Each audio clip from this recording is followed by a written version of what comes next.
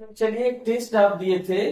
ठीक है, इस टेस्ट में क्या था कि आप बोल रहे थे आप लोगों से कि देखिए, वीडियो मेरा बनाने का जो मेन पर्पज है वो ये नहीं है कि बहुत पॉपुलैरिटी मुझे मिलनी चाहिए। मेरे कहने का मतलब है, अगर आप वीडियो को पढ़ रहे हैं तो वीडियो के जो कॉन्सेप्ट है, अगर उस कॉन्सेप्ट से अगर कुछ पूछ रहा है आपसे कोई, तो कम से कम आप उसको बता दीजिए। ठीक है ना, मेरा ये मेन पर्पज है। अब यहाँ पे जैसे हमने क्वेश्चन बनाया था, आपको एक डेमो भी दिया था कि अगर आप इसको पढ़ते हैं तो क्या कितना आसान हो जाएगा आपको इसको, इस चैप्टर से रिलेटेड किसी भी क्वेश्चन का आंसर देना। ठीक है, आप देख रहे होंगे उसको। अब यहाँ पे जैसे देखिए, term in computer terminology is a change in technology computer is was being use. कह रहा है कि जब कंप्यूटर की टेक्निक में बदलाव हो रहा था या जब चेंज हो रहे थे, ठीक है ना, उसको किसके द्वारा आप समझ रहे थे? सीधी सी बात समझिए, कैसे समझ रहे थे आप उस चीज को? तो आप वहां देख रहे थे कैसे समझ रहे थे? जनरेशन के माध्यम से समझ रहे थे। ठीक है, किसके माध्यम से समझ रहे थे आप? जनरेशन के माध्यम से समझ रहे थे। ठीक है, अब इसके बाद देखिए यहाँ पे क्या है, अगर हम यहाँ पे बैक चले जाते हैं, ठीक है, आपको एक बार फिर से यहाँ पे बता देते हैं।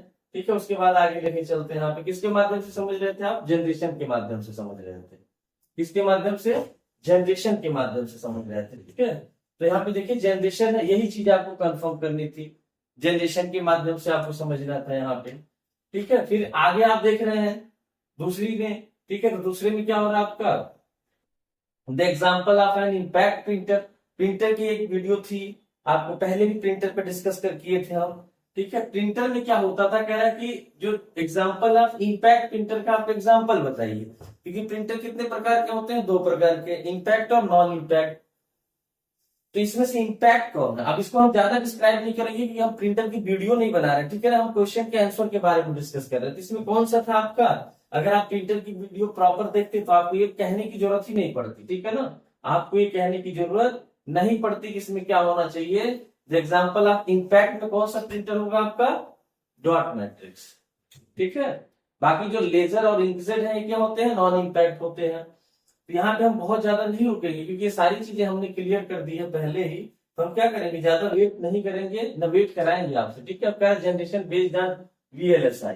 ठीक है ना, यहाँ पे क्या कह रहा है? Generation based on VLSI, very large scale integrated. ठीक है ना, कौन सी जनरेशन है आपकी? वीएलएसआई में। तो आप देख रहे थे वो कौन सी जनरेशन थी आपकी? फोर्थ। कौन सी जनरेशन थी? फोर्थ। उसकी आईसी थी। और जो बीएलएसआई है टेक्नोलॉजी है, आईसी का जब और अपडेट वर्जन आया तो आप उसको क्या बोलने लगे? बीएलएसआई बोलने लगे। ठीक है, अब उसमें एक फुल फॉर्म भी था आपका यू। ठीक है ना, यू करके यूएलएसआई, मतलब अल्ट्रा लार्ज स्केल इंटीग्रेटेड। ठीक है, तो ये देख रहे हैं छोटी छोटी चीजों से क्वेश्चन निकल के आ रहे हैं आपके। ठीक है, तो यहाँ पे क्या हो जाएगा आपका? Fourth generation. ठीक है ना, इस तरह से आप आगे देखिए। आप इस तरह से जो है अगर आप पढ़ेंगे तो मुझे नहीं लगता कि आपको अलग से इसको पढ़ने के लिए फिर से समय देना पड़ेगा। Generation of computer started with using vacuum tube. तो कह रहा है कौन सी जनरेशन वैक्यूम ट्यूब से स्टार्ट हुई थी? तो आपको पता है, अगर आप देखेंगे सारी जनरेशन पता है, तो कौन सी जनरेशन थी आपकी? फर्स्ट। फर्स्ट जनरेशन में क्या यूज हुआ था? Vacuum tube. सेकंड में क्या हुआ था आपका? ट्रांजिस्टर। थर्ड में क्या हुआ था? आईसी। फोर्थ में क्या हुआ था? Micro processor. ठीक है, फिर आप आगे बढ़िए यहां से। ठीक है, और फिफ्थ में देखिए क्या है? इज एन, ठीक है, emerging branch in computer science which interpret means and method of making computers think like human beings। बहुत पॉपुलर चीज है ये, आपको बता रहे थे कि आज इसमें क्या हो रहा है कि कंप्यूटर में विज्ञान में एक उभरती हुई शाखा। कहने का मतलब कौन सी ऐसी टेक्नोलॉजी नई जो है आ रही है मार्केट में। ठीक है, और उसको किस तरह से आप जानते हैं, जिसका मतलब मेन आप खास बात कहिए या क्वालिटी कहिए, वो क्या? वो इंसानों की तरह जो है वो ट्रीट करेगी। ठीक है, वो क्या है आपकी? एआई। वो क्या है? एआई। मतलब इसको कहते हैं, जब आप क्लास करते थे, ह्यूमन फीलिंग्स इसमें क्या इंस्टॉल की जा रही है। इसमें क्या हो रहा है? ह्यूमन फीलिंग्स को इंस्टॉल किया जा रहा है। उस टेक्नोलॉजी को आप क्या कहते हैं? एआई। ठीक है, जैसे मान लीजिए आप किसी पुतले में जान डाल देते हैं। ठीक है ना, वो क्या होता है? वो एआई का ही पार्ट होता है। किसी नॉर्मल इमेज में आप मोमेंट लेके आते हैं, वो किसका पार्ट होता है? एआई का। तो उस चीज को यहाँ पे डिफाइन किया जा रहा है। ये बहुत नई टेक्नोलॉजी है। फिर आप यहाँ पे देखिए यूएलएसआई, अभी आपको पीछे बताया अल्ट्रा लार्ज स्केल इंटीग्रेशन।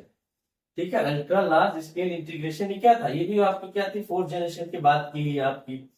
ठीक है, उसके बाद आगे बढ़ रहे हैं आप। In this generation time sharing real time.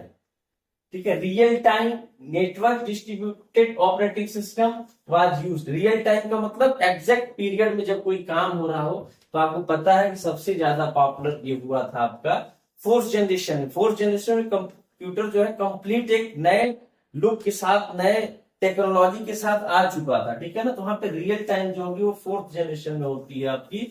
उसके बाद HHL का पूरा नाम कह रहा है, ठीक है, stand for high level language, ठीक है। एक होता है LLL लो लेवल लैंग्वेज, ये क्या था आपका हाई लेवल लैंग्वेज था, ठीक है। ये क्या था आपका हाई लेवल लैंग्वेज था। तो ये बहुत सारी चीजें होती है जो क्या होता है, पढ़ना थोड़ी ना, कई कहानियों से मिल जाएगा आपको। ये क्या हो जाएगा, हाई लेवल लैंग्वेज आपका होगा। तो इस तरह से अगर आप किसी चीज को करेंगे तो बहुत इजी हो जाएगा। The period of generation was 1952 to 1964। अब यहाँ पे कह रहा है कि पीरियड बताइए, ये तो बहुत इजी था। पहली जनरेशन कब स्टार्ट हुई थी, आपको पता 1942 आपका 1959, मतलब नियर अबाउट आपसे बोले थे कि अगर आप एग्जैक्ट नहीं कि आपको पता चलता है तो कम से कम ये 9 से 10 साल का गैप आप जोड़ लीजिएगा। यहाँ पे क्या दिया है, 64 दिया है आपका। अब 59 के बाद क्या होगा, 60, यहाँ पे 51 की चलिए, 51 के बाद क्या होगा, 52 पूछ रहा है आपसे, और 1964। तो कितने का गैप है, 9 से 10 साल का गैप है। तो आप ऐसे ही बता देते हैं किसका होगा, सेकेंड जनरेशन का होगा। ये सब लॉजिक भी आप देखा करिए, ठीक है। लॉजिक देखेंगे तो पता चलेगा। बायोस स्टैंड फॉर, ये पूरा नाम था। अब ये वीडियो मदरबोर्ड से रिलेटेड थी। ये का क्या था, उसमें हमने बताया था पोस्ट का पूरा नाम, बायोस का पूरा नाम, बेसिक इनपुट आउटपुट सिस्टम। क्या बताया गया था, बेसिक इनपुट आउटपुट सिस्टम किसका था, मदरबोर्ड की वीडियो जब बता रहे थे तो उसमें एक एक चीज डिफाइन किया गया था। फिर आप आगे देख रहे हैं यहाँ पे USB स्टैंड फॉर, इसको भी हमने किसमें डिस्कस किया है, ठीक है। हम देखेंगे इसमें भी किसको डिस्कस किया हमने, कहां पे, ये भी मदरबोर्ड में हमने डिस्कस किया था, ठीक है ना। ये भी आप देखेंगे कि मदरबोर्ड में हमने डिस्कस किया था कि इसका पूरा नाम क्या होता है, यूनिवर्सल सीरियल बस। क्या होता है आपका, यूनिवर्सल सीरियल बस हो जाएगा यहाँ पे, ठीक है ना।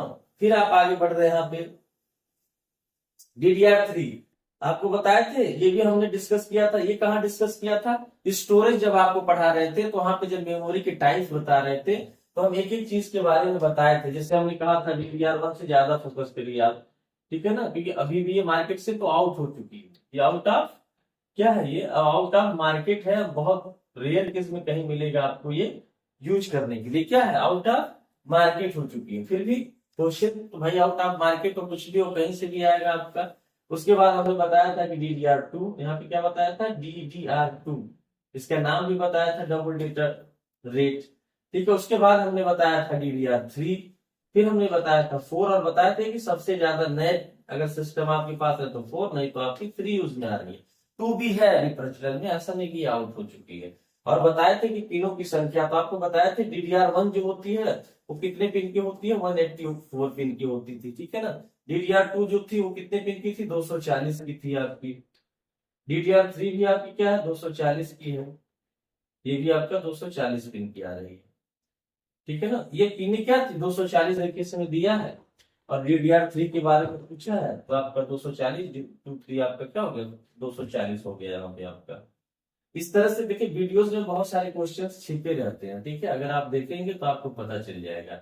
यहाँ पे कह रहा types of connector use to connect with the modem, ठीक है। इसको देने का भी मेरे मकसद था कि आप वीडियो पे कितना प्रॉपर जा रहे हैं, ठीक है ना। आपका हो क्या रहा है कि वीडियो बन रही है, आप थोड़ा सा देख के बंद कर दे रहे हैं, तो फायदा क्या होगा, आगे तो कंटेंट फिर क्लियर नहीं हो पा रहा है, जो पहले नहीं थे वो अभी भी नहीं हो रहे हैं, तो मतलब क्या है, इसलिए आप उसको पढ़ेंगे तो समझ में आएगा कौन सा कनेक्टर होता है। इसमें बताए थे आपको कि RJ जो होता है फोन लाइन के लिए होता है।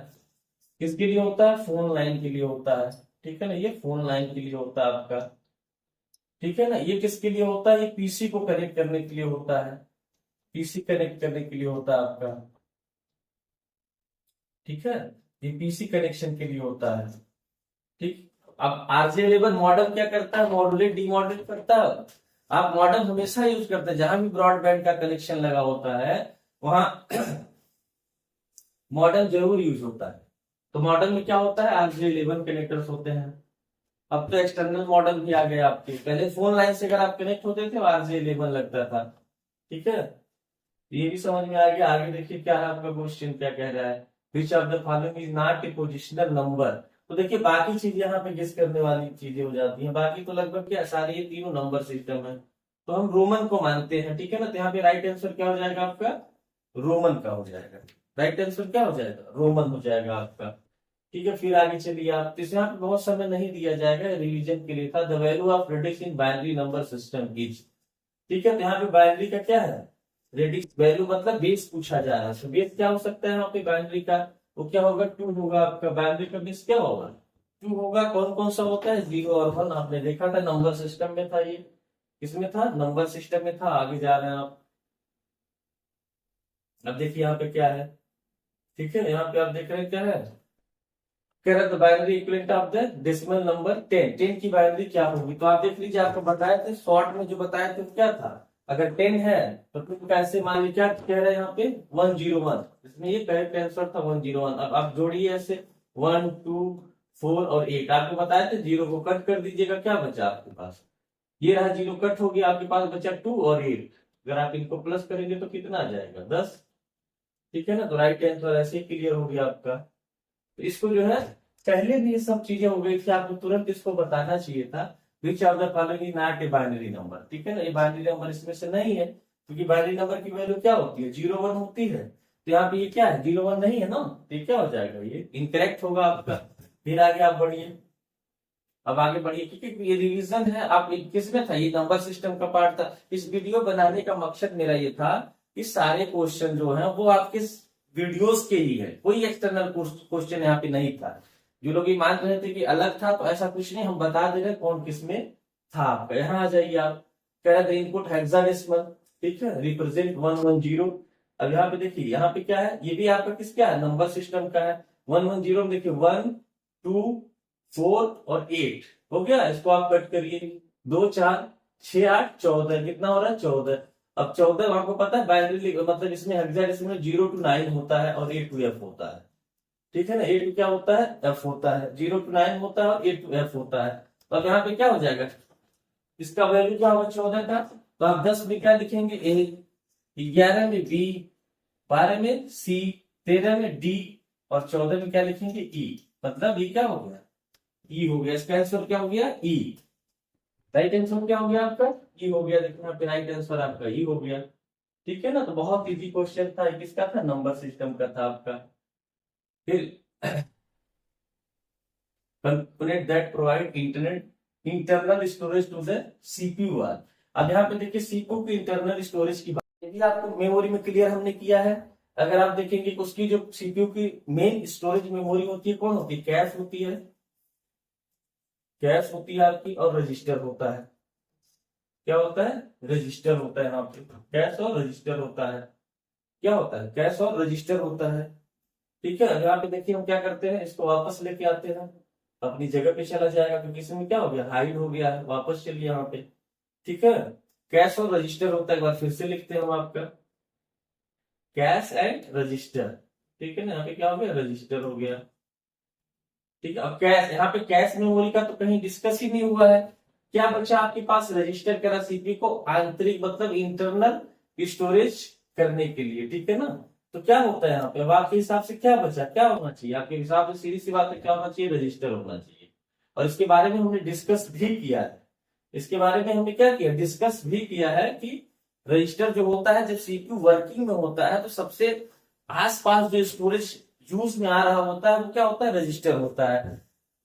कैश मेमोरी जो होती है वो क्या होती है? वेटिंग में जब डेटा आपका रहता है तो कहाँ पे वेट करता है? कैश में वेट करता है वो।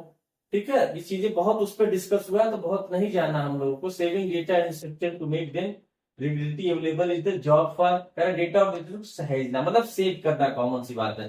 तो अब यहाँ पे क्या बताना आपको? सेव करने के लिए यहाँ पे क्या दिख रहा है कि इनपुट हो नहीं सकता, आउटपुट हो सकता, कैश हो नहीं सकता, तो क्या होना चाहिए? आपके पास क्या होना चाहिए? स्टोरेज होना चाहिए। कॉमन सी बात है। स्टोरेज में देखिए वहां पे दिया गया है। ठीक है, स्टोरेज में क्या कह रहा है? दिया गया वहां पे। तो स्टोरेज में अब आपको इससे ज्यादा पूछने की जरूरत ही नहीं है। आगे चलिए आप। The two basic types of memory. आप बहुत इजी क्वेश्चन है। अब इसमें अगर आप कंफ्यूज होते हैं तो इसका मतलब आप एकदम नहीं लिखते। तो क्या हो जाएगा आपका?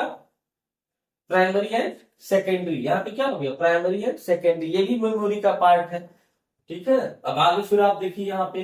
अब फिर अगर आपको किसी डाउट होगा किसी को, तो दोबारा जाके चेक करेगा। Which of the following used to hold running program instruction. आपको पता है रनिंग प्रोग्राम इंस्ट्रक्शन का मतलब समझने की बात होती है। जब प्रोग्राम क्या होता है, रन कर रहा होता है, मतलब अभी वो प्रॉपर कंप्लीट नहीं हुआ है, तो उस कंडीशन में डेटा कहाँ रहता है आपका, वो प्राइमरी स्टोरेज में रहता है। किसमें रहता है, प्राइमरी स्टोरेज में, मतलब टेम्परेरी स्टोर होता है और प्राइमरी स्टोरेज में रहता है। ठीक है, इसमें भी आपको कुछ नहीं करना, इसका भी राइट आंसर क्या होना चाहिए था आपका, प्राइमरी स्टोरेज। क्योंकि इंटरनल स्टोरेज हम तो डिवाइड तो दो ही तरह के करते हैं, प्राइमरी और सेकेंडरी, तो प्राइमरी में रहेगा आपका। तीसरा तो हमने कहीं दिखा नहीं डिवाइड करते समय, तो इसलिए हमारा क्या हो जाएगा, वो राइट आंसर होगा, which the following is non volatile. Non volatile क्या होती है, अब देखिए यहाँ पे थोड़ी सी कंफ्यूजन है, ठीक है ना। नॉन वोलेटाइल मतलब क्या है, आप समझते थे रोम, वोलेटाइल मतलब रैम, लेकिन यहाँ पे क्या समझना है कि ये रोम क्या है, नेचर से वो परमानेंट है। रोम जो है वो नेचर से क्या है, परमानेंट स्टोरेज है। यहाँ पे सेकेंडरी भी आपका नेचर से परमानेंट है। सेकेंडरी स्टोरेज क्या होती है, नॉन वेलाटाइल का मतलब हो गया अस्थाई, वेलाटाइल का मतलब हो जाता था अस्थाई। तो सेकेंडरी आपकी क्या अस्थाई मेमोरी है कि अस्थाई है, तो आपको पता है सेकेंडरी परमानेंट स्टोरेज होती है तो अस्थाई है, तो यहाँ पे आपका राइट आंसर हो जाएगा। ठीक है, सेकेंडरी। यहाँ पे देख रहे हैं which of the following are types of ROM, निम्नलिखित में से रोम के प्रकार। ठीक है ना, अब देखिए यहाँ पे भी थोड़ा समझने की बात थी। पहले तो रोम के टाइप्स बताइए, सारे क्वेश्चन स्टोरेज के हैं आपके। तो रोम कौन कौन सी थी आपकी, आप जो उसमें पढ़े थे आप उससे देखिए, पी रोम आपने पढ़ा, ईपी रोम पढ़ा, डबल ईपी रोम पढ़ा। अब कह रहा है किसमें कौन है, तो देखिए यहाँ पे क्या है, कोई ऐसी रोम तीन के बाद तो आप पढ़े नहीं यहाँ पे। जब तीन के बाद पढ़े नहीं तो इसमें तो ऐसा कुछ है नहीं, इसको आपने पी रोम को पढ़ लिया, ईपी को, एस को आपने नहीं पढ़ा था, ये आपने नहीं पढ़ा था, पी रोम आपने पढ़ा था लेकिन ई रोम नहीं पढ़ा था आपने, ईपी रोम पढ़ा था। तो क्या मैच कर रहा है, सीधा सीधा बी मैच कर रहा है आपका। तो यहाँ पे राइट आंसर क्या हो जाएगा, बी। किसका आंसर था, ये भी आपके स्टोरेज का था जब आप स्टोरेज पढ़ रहे थे। तो आगे बढ़िए आप यहाँ से, the rated transition speed of USB 3.0। अब यहाँ पे देखिए थोड़ी सी कंफ्यूजन है। ठीक है, जनरल स्पीड इसकी होती है 2 Mbps में, मतलब नॉर्मल 2 पॉइंट से ज्यादा आती है। डिपेंड करता है आपके सिस्टम पे भी कि मतलब किस पे कौन सी है। ये जीबीपीएस में भी देती है, एमबीपीएस में भी देती है। इसमें जो आपका आंसर बना दिया गया था वो एमबीपीएस के पैटर्न पे था, तो आप इसमें एमबीपीएस यूज किए थे। ठीक है ना, तो बस ये चीजें थी। अब यहाँ पे देखिए इसके बनाने का मतलब ये था कि सबके दिमाग में बात हो जाती है ना कि चीजें क्वेश्चंस बनते कहाँ से। जो आप कहानियां पढ़ रहे थे, वीडियो देख रहे थे, आपको लगा कि ऐसी वीडियो है ये, लेकिन उसमें इतने सारे क्वेश्चन अभी बचे हुए हैं, अभी खत्म नहीं हुआ है। ठीक है, अभी बहुत सारे और भी बचे हुए। ठीक है, अब उसको देखेंगे तो फिर आपको बताएंगे कि वो कहाँ से किस टॉपिक से रिलेटेड है। ठीक है, फिलहाल हम ये कहते हैं इसको यहीं पे, इसको बनाने का मेरा यही था कि लोग इस चीज को समझें। ठीक है, वीडियो पे हम यहाँ पे पोस्ट करते हैं, पोस्टपोन करते हैं, आगे फिर देखा जाएगा टॉपिक क्या होगा।